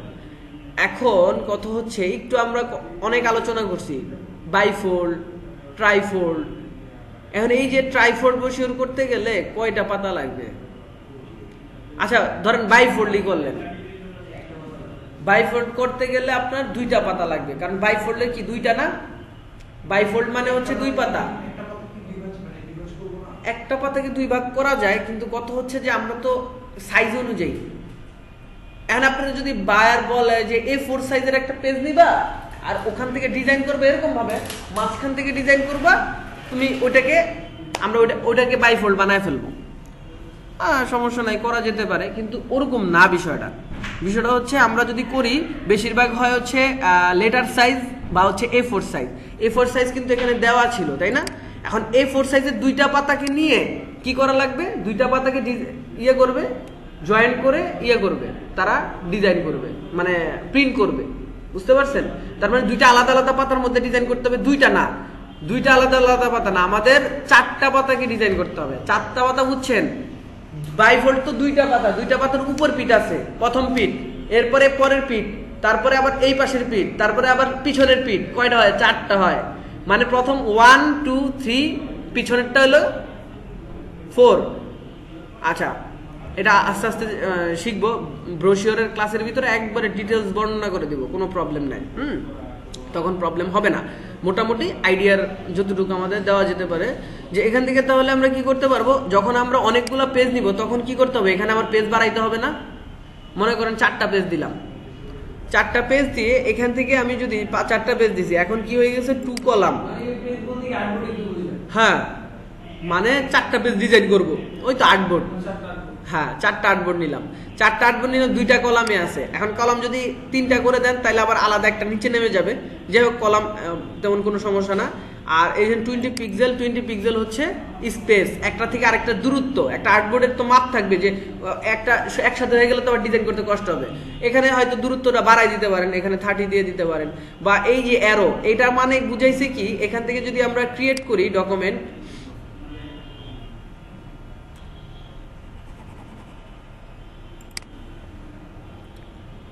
আচ্ছা ডকুমেন্ট এই যে দেখেন এখান থেকে একটা দূরত্ব কি একটা হয়েছে, আর ডিজাইনটা হয়েছে কয়টা, এখান থেকে 1 2 3 4টা। ভালো কথা, আমি এইভাবে না করে কন্ট্রোল এন দিয়ে আবার চলে যাই এখান থেকে, যে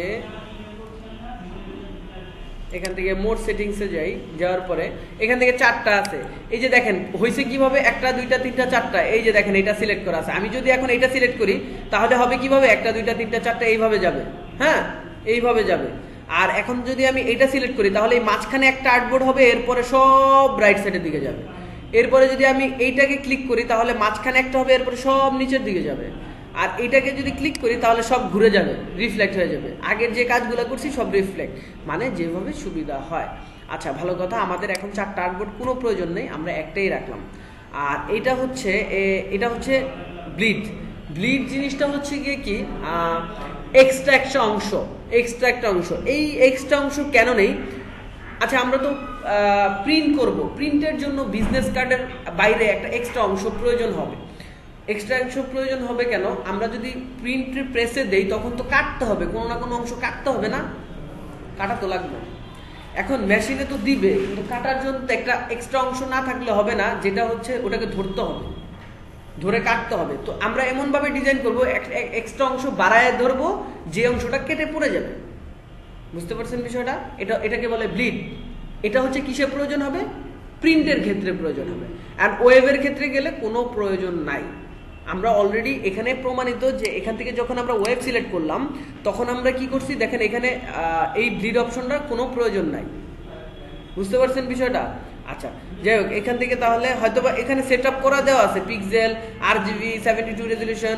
এইটাকে আমি ঘুরায় পেঁচায় দেখাইলাম কেন? মুখস্থ করার জন্য। অনেক জায়গায় দেখা যায় যে আপনার এইভাবে করতে হবে। বুঝতে পারছেন বিষয়টা? আচ্ছা ভালো, এখান থেকে তাহলে আমরা কি করতে পারি, ব্লিড অপশন, তারপর একটু কিছু নিয়ে দেখতে পারি। এখান থেকে হয়তো 10 বা 15 নিয়ে রাখলাম। আর এখানে হচ্ছে ডিফল্ট, এই যে এখানে আছে কি পিক্সেল ওভারপ্রিন্ট। পিক্সেলে যদি ক্লিক করি, আর্টবোর্ড ডিফল্ট মানে কি হোয়াইট ব্যাকগ্রাউন্ড, আর হোয়াইট ব্যাকগ্রাউন্ড প্লাস হচ্ছে আমাদের পিক্সেল ভাব নাই। যেমনটা হচ্ছে এখন যদি আমরা ক্রিয়েট করি, এখান থেকে পিক্সেল ক্রিয়েট করি, পিক্সেল দিয়ে জাস্ট ডকুমেন্ট ক্রিয়েট ডকুমেন্ট দিই। এই যে দেখেন এখান থেকে কি হয়েছে, আমরা যে আর্টবোর্ডটা নিয়েছি আর্টবোর্ডের বাইরে কি আছে, একটা রেড মার্ক আছে। এটা কি এখান থেকে এই পর্যন্ত কি ব্লিড এরিয়া, এখান থেকে এই জায়গা থেকে এই জায়গা পর্যন্ত ব্লিড এরিয়া। ভালো কথা। এবং এটাকে জুম করলে দেখছেন এখানে কি আসছে, এগুলো হচ্ছে পিক্সেল ভাব। ওই যে পিক্সেল প্রিভিউ দেখা দিছি না, এলাকে পিক্সেল প্রিভিউ আসছে। আর এখান থেকে জাস্ট এখান থেকে যদি জুম করি, দেখেন এটা কি পিক্সেল প্রিভিউ না, এখানে জুম করছি কোনো পিক্সেল প্রিভিউ নাই।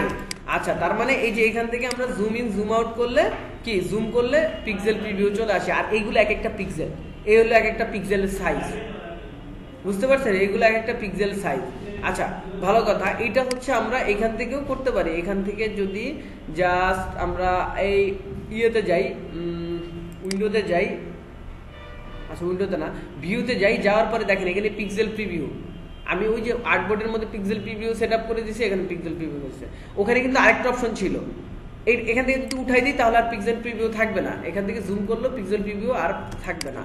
বা ওখানে আরেকটা অপশন ছিল, সেটা হচ্ছে কি ওভারপ্রিন্ট ছিল। আর এখানে হচ্ছে ওভারপ্রিন্ট প্রিভিউটা যদি ক্লিক করি তাহলে কি হবে, এরকম হোয়াইট কালার, সব হোয়াইট কালার চলে আসবে। এটার কারণটা কি, প্রিন্টের আগে আমরা কি করি, একটু দেখে নিই, প্রিন্ট প্রিভিউ দেখে নিই যে কিরকম হয়েছে সব ইয়ের ভিতরে।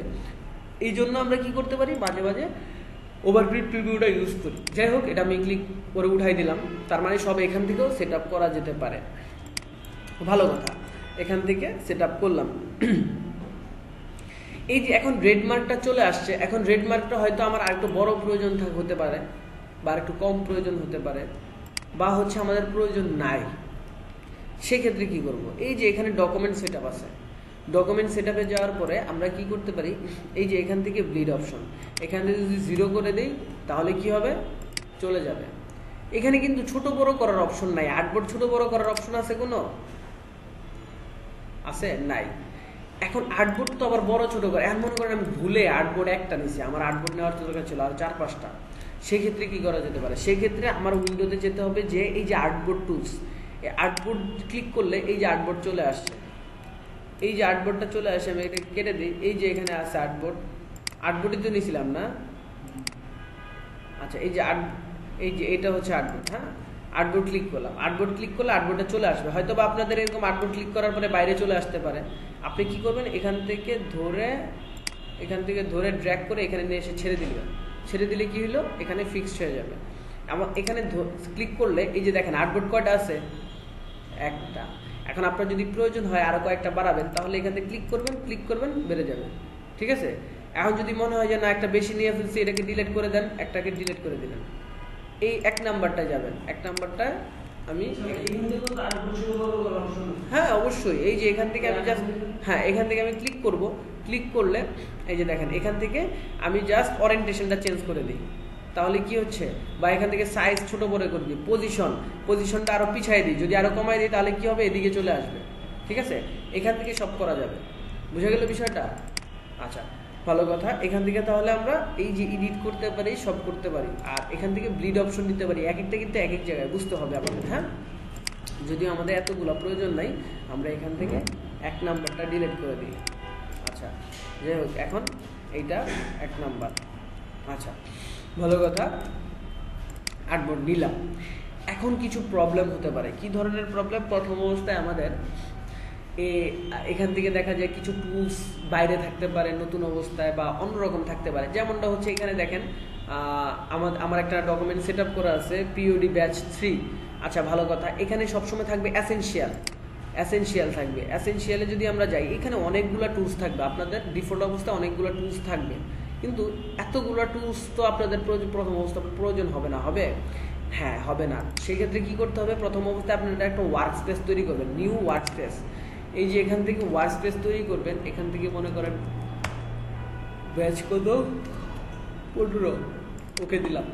ওকে দিয়ে এই সবগুলাকে আপনারা কি করবেন, সবগুলাকে বাইরে ফেলে দিবেন। আর্টবোর্ডটা প্রয়োজন হবে, যে আর্টবোর্ডটা কাটবেন না। মনে করেন এগুলা কেটে দিলেন, এগুলা কেটে দিলেন, এগুলা কেটে দিলেন, এগুলা কেটে দিলেন, আমি জাস্ট দেখাই দিলাম। হ্যাঁ, এগুলা কেটে দিলেন, সমস্যা নাই, কিন্তু মাথার ভিতরে হিজিবিজি চলে আসে। কিরকম টাইপের, যে ভাই এটা দিয়ে কি হয়, ওটা দিয়ে কি হয়। আর আমাদের কথা হচ্ছে স্টেপ বাই স্টেপ যখন যেটা লাগবে সেটা আমরা নিয়ে আসবো। বুঝা গেল বিষয়টা? যে যত বেশি থাকবে তত আমাদের ঝামেলা। হ্যাঁ, কারণ প্রথম স্টেপ বাই স্টেপ ফলো না করলে তো জানার চিন্তা করলে লাভ হবে না। লাভ দিয়ে তো 10 তলা উঠা যাবে না, তাই না? স্টেপ বাই স্টেপ সিঁড়ি আগে চলতে হবে, এই হলো বিষয়। আচ্ছা, যাই হোক, এইগুলো হয়তো বা খুব একটা প্রবলেম না, কিন্তু এইটা সরানোর মূল উদ্দেশ্যটা হচ্ছে এগুলো যে ড্র্যাগ করে কাটা যায় এটাও বোঝানোর জন্য। খালি যে এইটাই বোঝানোর জন্য বিষয়টা এরকম না। এটা হচ্ছে অনেকে জানেই না যে এগুলো ড্র্যাগ করে এরকম ভাবে কেটে ফেলা যায়। কারণ অনেকে দেখা যায় কাজ করতে গেলে ক্লিক করে বাইরে করে এখানে চলে আসবে। হ্যাঁ, এখন কি করব, এখন দেখবেন যে আর ভিতরে ঢুকায় না, সেই কি করবে, হাইয়েস্ট হলে এই যে এখানে রেখে দিবে, এরপরে এখান থেকে ইউজ করবে। সে তো বুঝতে পারতেছে না। একেবারে বিগিনার যারা, তাদের এই প্রবলেমগুলো অবশ্যই হবে। এখান থেকে তাহলে আমরা চাইলে আবার এখানে ড্র্যাগ করে উপরে রেখে দিই। আর এখান থেকে আমাদের কালার সবসময় যে জিনিসগুলো প্রয়োজন হবে সেটা হচ্ছে আর্টবোর্ড প্রথম অবস্থায়। এই যে দেখেন এখানে চলে আসছে, আমি কি করব, এখান থেকে ড্র্যাগ করে এইখানে নিয়ে আসবো। তার মানে প্রথম অবস্থা আমাদের কালারগুলো অবশ্যই প্রয়োজন হবে। আর এগুলো নিয়ে আসবো কোথেকে, যদি মনে করেন আপনার নাই, তাহলে কি করা যেতে পারে, এই যে এখান থেকে উইন্ডোতে যাবেন, যাওয়ার পরে এখান থেকে কি লাগবে আমাদের, কালার, তারপরে হচ্ছে সোয়াচ হচ্ছে নিচে যেতে হবে, এখান থেকে নিচে যেতে হবে। আচ্ছা, এখান থেকে এই যে সোয়াচ, এটা হচ্ছে সোয়াচের মানে কি, সোয়াচ হচ্ছে কালারের বাটি, মানে হচ্ছে অ্যাজ লাইক এইখানে হচ্ছে কালার। ঠিক আছে? এখানে হচ্ছে সোয়াচে ডিফল্ট কিছু কালার থাকে, যে কালারগুলো আমরা খুব শর্টকাটে ইউজ করতে পারি। আচ্ছা, এখান থেকে তাহলে আমরা জাস্ট যে কোনো অবজেক্ট থেকে আমরা কালারগুলো ইউজ করতে পারি। প্রথম অবস্থায় যেহেতু আমাদের কালারগুলো প্রয়োজন হবে, আচ্ছা এটা আমরা আপাতত রাখলাম। এখান থেকে স্ট্রোকও প্রয়োজন হবে, এই কয়টা আমরা জাস্ট এখান থেকে সিলেক্ট করে নিয়ে আসতে পারি, যদি হারায় যায় আমাদের। কারণ প্রথম অবস্থায় দেখা যায় অনেকের হারায় যেতে পারে, ঝামেলা হইতে পারে, কেটে ফেলতে পারে।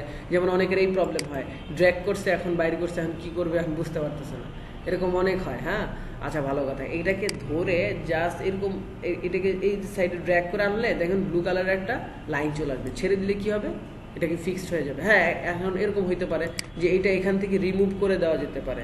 এখান থেকে যদি উইন্ডোতে যাই, উইন্ডোতে যাওয়ার পরে উপরে যাই, উপরে যাওয়ার পরে উপরে গেলাম, উপরে যাওয়ার পরে কন্ট্রোল প্যানেলটা জাস্ট ক্লিক করে উঠাই দিই, তাহলে কি হয়েছে, উপরে কি হয়েছে, কন্ট্রোল প্যানেলটা চলে গেছে। এখন যদি মনে হয় যে না কন্ট্রোল প্যানেল না, আমার টুলস বার হারাই গেছে বা কোনোভাবে চলে গেছে, এই যে এখান থেকে ডিফল্টে এখান থেকে চলে গেছে, এখন এরকম হয়ে গেছে, আর আমার ফোন দিবেন ভাই আমি তো এই ঝামেলা করে গেছি, এটা চলে গেছে, এরকম হয়।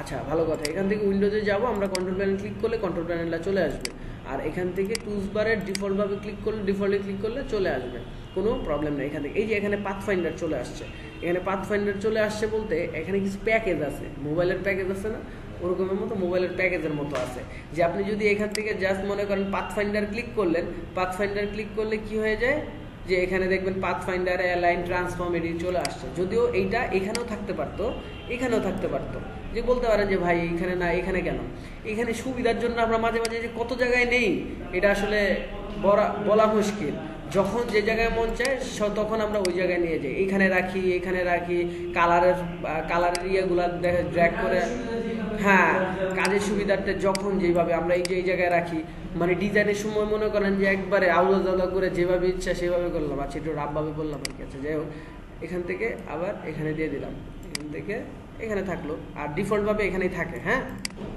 আচ্ছা, এটাকে ছোট করে রাখলাম। এখন কথা হচ্ছে যে মোটামুটি আমরা ইন্টারফেসটাও বুঝলাম যে আসলে এইভাবে এইভাবে এইভাবে এইভাবে করে।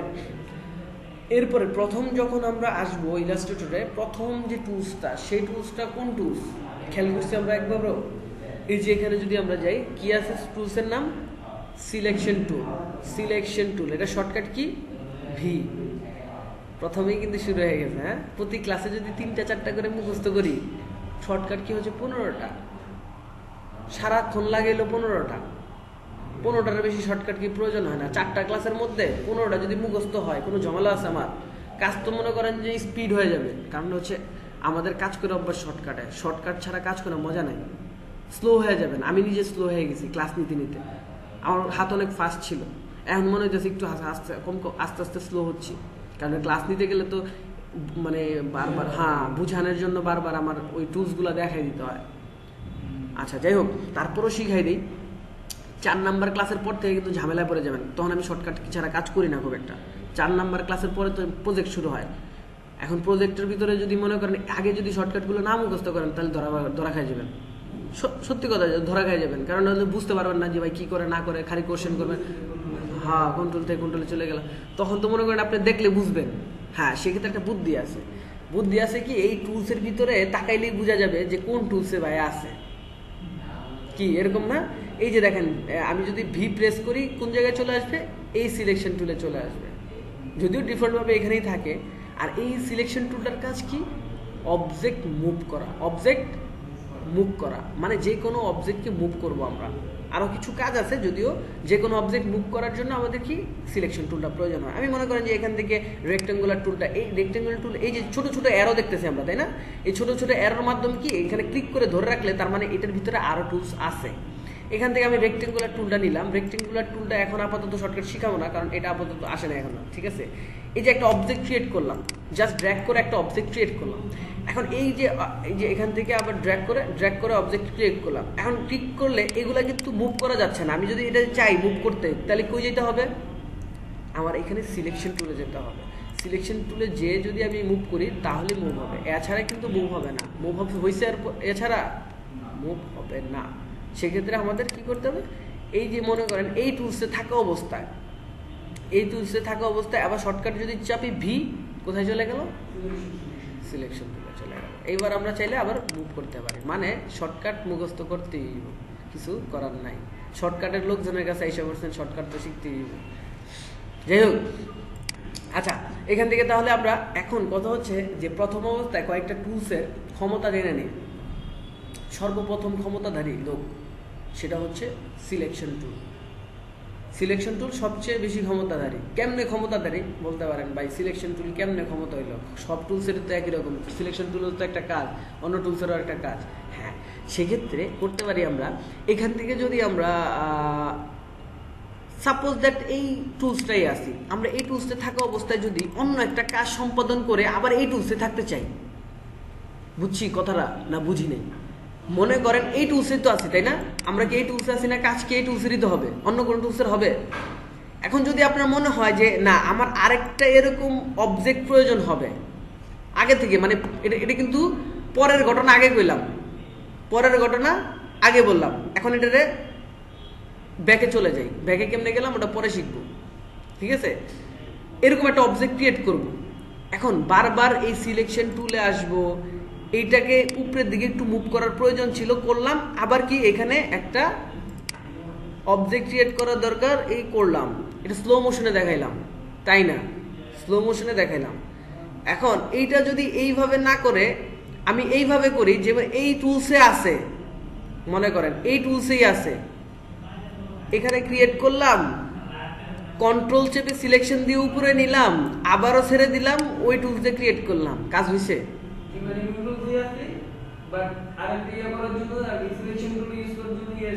কন্ট্রোল চাপলাম, কন্ট্রোল চেপে কি এগুলো কিন্তু আগে স্লো মোশনে দেখাই নিছি, বুঝে গেছে বিষয়টা? তার মানে কত ক্ষমতা তার, সে কন্ট্রোল চাপলে কি করতে, এই যে মুভ টুলের কাজ করে।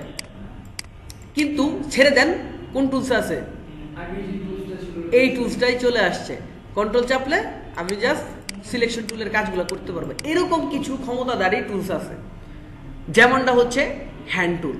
এই যে এখানে হ্যান্ড আছে, তাই না? হ্যান্ড টুলের কাজ কি, আর্টবোর্ডের পজিশনগুলো চেঞ্জ করতে পারি। যেমনটা হচ্ছে এখান থেকে এখানে নিলাম, এখান থেকে এখানে নিলাম, প্রিভিউ যেমন এখানে এখানে নিলাম, এখানে কাজ করা প্রয়োজন হতে পারে, এখানে নিলাম। এটা পুরাটা হচ্ছে কি আর্টবোর্ড, এটা হচ্ছে কি ক্যানভাস, তাই না? এটা হচ্ছে আর্টবোর্ড, এগুলো হচ্ছে ক্যানভাস। এখানে হচ্ছে আমরা ক্রিকেট খেলতে পারি, তাই না? এই যে এখানে ক্রিকেট যা আছে সব খেললাম মনে করেন। এখন খেলতে হইলে তো মাঝে মাঝে পজিশন চেঞ্জ করার লাগে। এই যে পজিশন চেঞ্জ করলাম, এই যে এখান থেকে আসলাম হ্যান্ড টুল দিয়ে। কিন্তু আমার কথা হচ্ছে ভাই, হ্যান্ড টুল দিয়ে যদি কাজ করি তাহলে তো আমার ঝামেলা। কেমনে? আবার হ্যান্ড টুল, আবার সিলেকশন টুল, আবার হ্যান্ড টুল, আবার সিলেকশন টুল, এত ভেজালে তো যাইতে চাই না। এখন যদি স্পেস চাপি, স্পেস ক্লিক করি, কি হ্যান্ড টুলের কাজ করে? হ্যাঁ, ছেড়ে দেই, টুলসের কাজ করে। বুঝে গেল বিষয়টা? তার মানে এটারও ক্ষমতা প্রচুর, কিন্তু সেকেন্ড পজিশনে আছে। আর এরপরে যেটা হচ্ছে সেটা হচ্ছে zoom in zoom out. Zoom in zoom out কিভাবে হতে পারে? জুম ইন জুম আউট অনেকভাবে করতে পারি। কন্ট্রোল চেপে যদি আমি প্লাস বাটন চাপি, জুম হয়েছে, তাই না? আবার কন্ট্রোল চেপে যদি মাইনাস বাটন চাপি তাহলে কি হবে? জুম আউট হবে। হ্যাঁ, ভালো কথা, এটাও শর্টকাট। কিন্তু আমি চাচ্ছি যে মনে করেন এখান থেকে টুলস দিয়ে কি এ দেখেন জুম করলাম, আবার অল্টার চাপলাম, জুম আউট করলাম, ভেজাল না? হ্যাঁ, আমার এই ভেজাল তো আমি যাইতে চাই না। আমি কি করব, আমার টুলসে থাকা অবস্থায় জুম ইন জুম আউট করব। কন্ট্রোল চেপে মাইনাস প্লাস দিলেও হবে। আবার সবচেয়ে সুবিধা হচ্ছে কন্ট্রোল অল্টার আর স্ক্রল বাটন। কন্ট্রোল অল্টার আর স্ক্রল বাটন, মাউসের স্ক্রল বাটন তো চিনি, তাই না? এখান থেকে স্ক্রল বাটন সামনে নিলে কি হবে? জুম হবে। স্ক্রল বাটনটা পিছনে নিলে কি হবে? জুম আউট হবে। এটাই না, শুধু কন্ট্রোল দেবে না, কন্ট্রোল আর অল্টার ইজি, কয়েকদিন কাজ করলে ইজি। এই চারটা কন্ট্রোল চেপে কি আপ ডাউন করি আমরা? ঘুরালে কি হয়? ফেসবুকে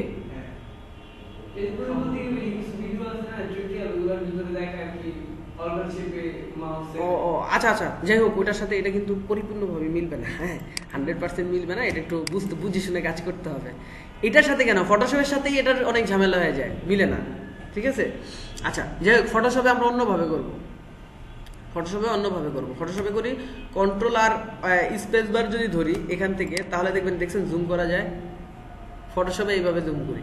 এখন সব কিছু এক এক জায়গায় এক এক রকম। এইখানে সুবিধা হচ্ছে কন্ট্রোল আর স্ক্রল বাটন দিয়ে জুম ইন জুম আউট করবো। তার মানে আমরা এখন আজকে এই ক্লাসে কয়টা শর্টকাট কি শিখলাম? ফার্স্ট স্টেপটা হচ্ছে কন্ট্রোল এন দিয়ে কি document create. Second position V দিয়ে কি হয়? Selection tool. থার্ডে হচ্ছে কি হ্যান্ড টুল কিভাবে হয়? স্পেস মুভ করার জন্য কি করব? স্পেস বার চাপবো। অবজেক্ট যদি মুভ করতে চাই সিলেকশন টুল। আচ্ছা, থার্ড নাম্বার গেল। ফোর্থ নাম্বারটা কি?